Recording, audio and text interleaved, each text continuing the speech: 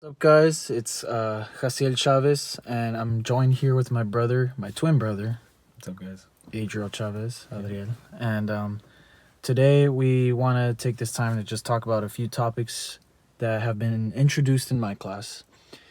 And we're going to start with surveillance because I personally enjoyed that unit. It was very intriguing and definitely very relatable towards these times right now. It's 2021 now, and technology's at its highest level it's been, and it'll certainly keep improving. And I actually brought with me an example.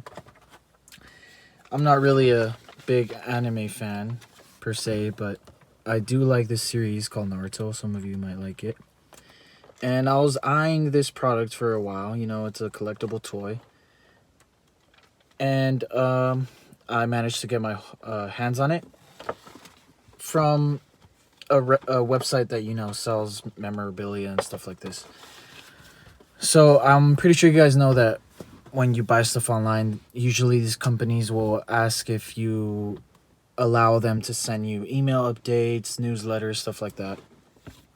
And they usually have this little box you can check off. I decided to not check the box because it was probably going to be a one-time purchase, I assumed. So I left, I didn't check it. I left it unchecked. Gave them my personal information, my address, my name, and sure enough, I get a magazine come in through the mail. All their products that they're selling for that specific month.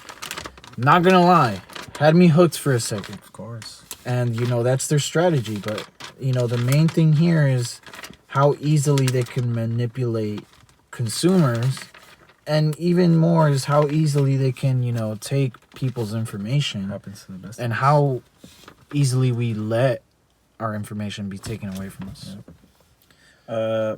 Piggybacking off of that, usually when we sign up to buy different products from different companies, especially when you use your email, there's a lot of boxes that they leave that you can check or uncheck, which they ask for your consent to use your personal information that you give to them for any of their reasons, whether it's selling to other companies like Facebook and stuff for advertisements or any other purposes. They ask you for that consent, but even if you don't give the consent, they could use some limited information that they do have to target ads to you. For example, I renewed my gym membership recently.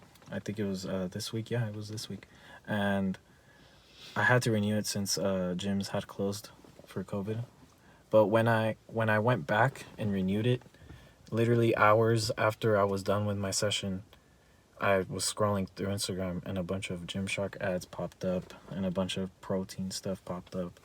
And it's just crazy how, honestly, you can give as little information as you want, but even with that consent, they can use that information, sell it to companies, and literally market ads directly to you that you wouldn't even think would get to you. But when you think back twice, you realize how much information you've given to those companies. And it's kind of scary, but it always gets to us. Yeah, and we never really take the time to really go through what exactly we're, giving these companies access to. And I mean, who knows what we're personally signing up to.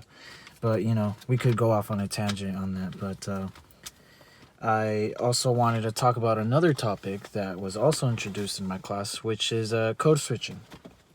So, I was talking to my brother about, code switching is when basically you alter the way you communicate based on the environment, or even based around the people you're with. So, I was talking to him about, the work environment and how, I'm a Walmart cashier, so I'm pretty much expected to, talk to customers a certain way.